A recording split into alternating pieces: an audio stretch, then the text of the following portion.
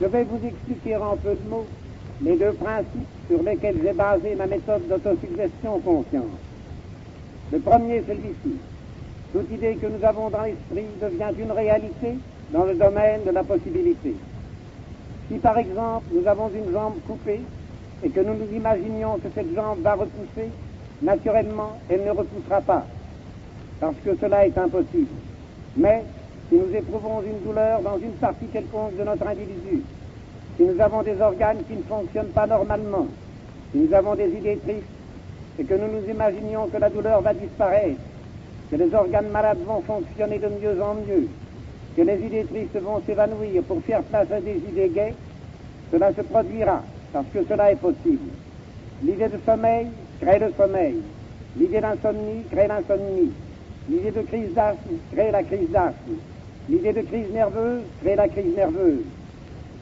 L'idée de migraine, pour le jour auquel on est invité à dîner, c'est telle ou telle personne, crée la migraine au jour fixé. Chose plus étonnante, il y a des gens qui sont aveugles, sourds ou paralysés, simplement parce qu'ils pensent qu'ils le sont. La conclusion que nous pouvons tirer de ce premier principe est celle-ci.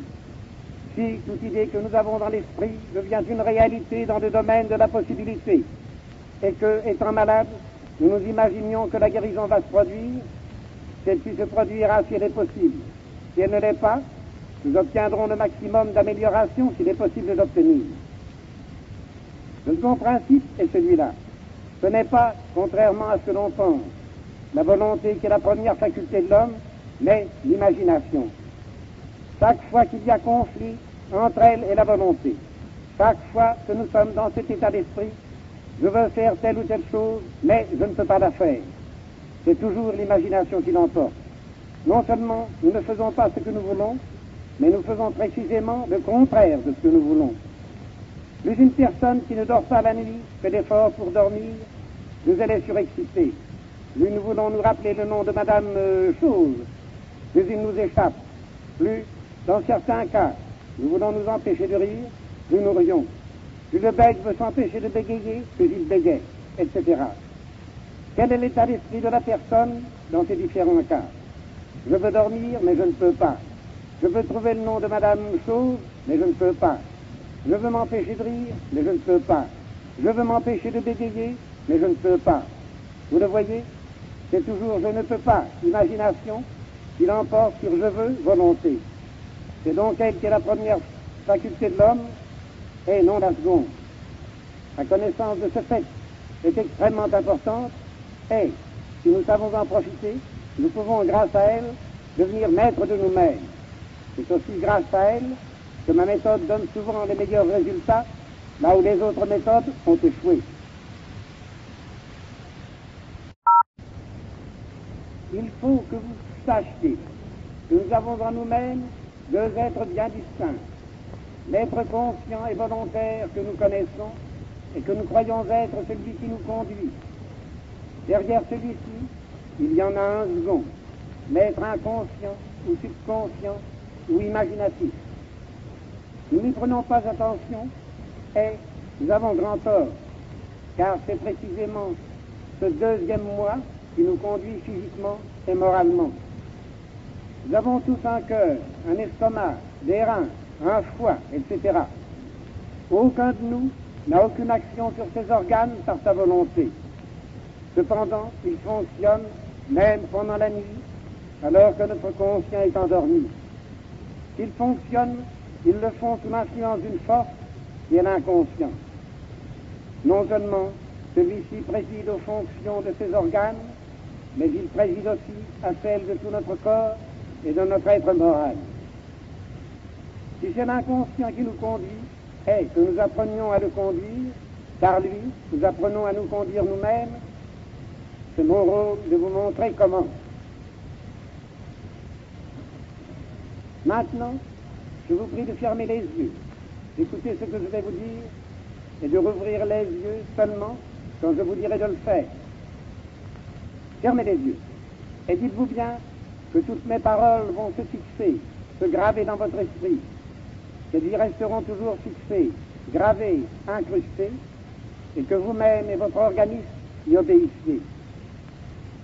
Je vous dis que, à partir de maintenant, toutes les fonctions de votre corps vont se faire de mieux en mieux, principalement celles du tube digestif.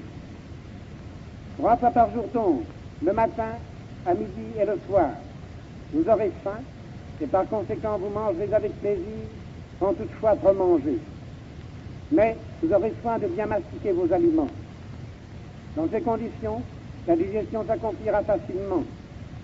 La sensation de lourdeur, de gêne, de douleur même que vous pouviez ressentir va disparaître peu à peu, et si vous avez de l'entérite, vous constaterez que celle-ci diminue graduellement.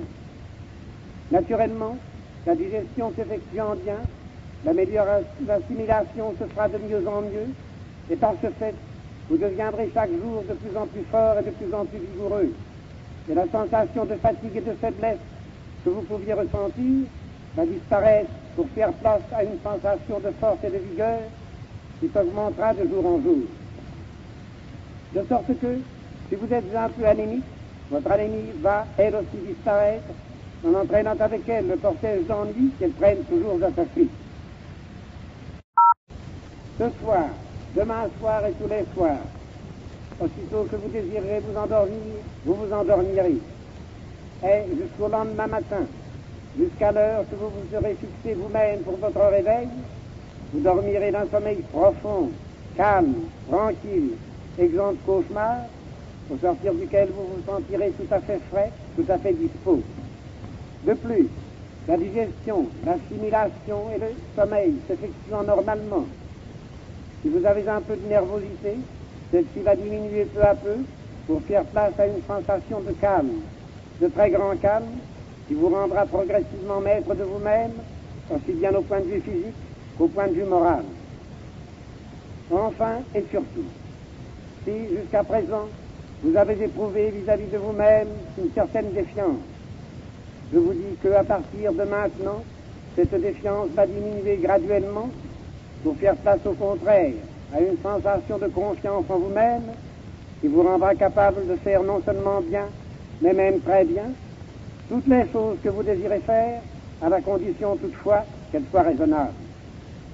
Donc, chaque fois que vous désirez faire une chose raisonnable, une chose qu'il est de votre devoir de faire, partez toujours de ce principe que cette chose est facile du moment qu'elle est possible. Et, dans ces conditions, cette chose vous devient facile, alors même qu'elle serait impossible pour une autre si vous l'aviez considérée comme telle. Par conséquent, que les mots difficiles, impossibles, je ne peux pas, c'est plus fort que moi, je ne peux pas m'empêcher d'eux, disparaissent complètement de votre vocabulaire. Ces mots-là ne sont pas français, vous m'entendez. Ces mots-là ne sont pas français, je vous le répète. Ce qui est français, c'est facile et je peux. Avec ces paroles, on a compris des prodiges. À ceux qui ressentent une douleur dans une partie quelconque du corps, dans le pied, le genou, le dos, le côté, n'importe où, je dis que, à partir de maintenant, la cause de cette douleur, qu'on appelle arthritis ou qu'on lui donne tout autre nom, va diminuer et disparaître peu à peu dans le domaine de la possibilité. Et naturellement, la cause disparaissant, les effets qu'elle détermine vont disparaître dans la même proportion. Et chaque fois que cette douleur reparaîtra, vous la ferez disparaître immédiatement en employant le procédé suivant. Isolez-vous autant que possible.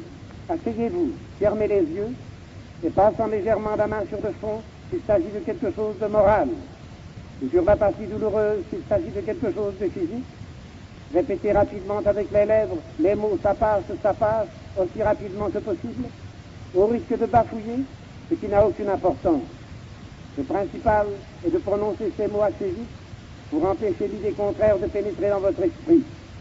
Au bout de quelques secondes, la douleur aura disparu. Recommencez chaque fois qu'elle revient. Dans tous les cas, votre inconscient fera le nécessaire pour obtenir tout ce qu'il est possible d'obtenir. Je vous ai donné de bons conseils, j'ai fait ma part. C'est à vous maintenant de faire la vôtre, et c'est la plus importante. Aussi longtemps que vous vivrez, vous m'entendez bien. Tous les matins, avant de vous lever, tous les soirs, dès que vous serez au lit, fermez les yeux et répétez 20 fois de suite avec vos lèvres, assez haut pour entendre vos propres paroles, sans chercher à penser à ce que vous dites. Si vous y pensez, c'est bien. Si vous ne pensez pas, c'est encore bien.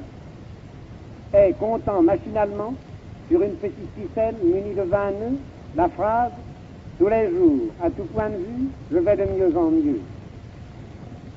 Il y a dans cette phrase 5 mots importants. Ce sont les mots « à tout point de vue ». Ils s'adressent à tout, aux choses physiques, aussi bien qu'aux choses morales. Il est donc tout à fait inutile de se faire des autosuggestions particulières, puisque chacune d'elles se trouve contenue dans les mots « à tout point de vue ». Mais ce que je vous recommande particulièrement, c'est de faire cette suggestion d'une façon toute simple, toute enfantine, toute machinale, et surtout sans effort, comme cela. Tous les jours, à tout point de vue, je vais de mieux en mieux. Tous les jours, à tout point de vue, je vais de mieux en mieux. Tous les jours, à tout point de vue, je vais de mieux en mieux, etc. Comme si l'on récitait des litanies. Par la répétition, vous faites pénétrer mécaniquement dans votre inconscient par l'oreille la phrase qui est une idée.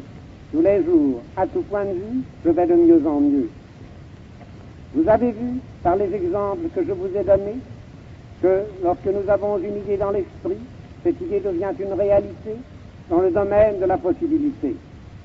Donc, si vous vous mettez bien dans l'esprit l'idée, tous les jours, à tout point de vue, je vais de mieux en mieux, tous les jours, à tout point de vue, vous allez de mieux en mieux. De plus, comme je l'ai déjà dit, chaque fois que dans le courant de la journée ou de la nuit, vous éprouverez un mal physique ou moral, affirmez-vous à vous-même que vous allez le faire disparaître. Alors, isolez-vous autant que possible, fermez les yeux, et vous passant la main sur le front pour un mal moral, sur la partie douloureuse, pour une douleur physique. Répétez extrêmement vite avec vos lèvres les mots « ça passe, etc. » aussi longtemps que cela est nécessaire. Avec un peu d'habitude, la douleur physique ou morale disparaît au bout de quelques secondes. Recommencez aussi souvent qu'il le faudra.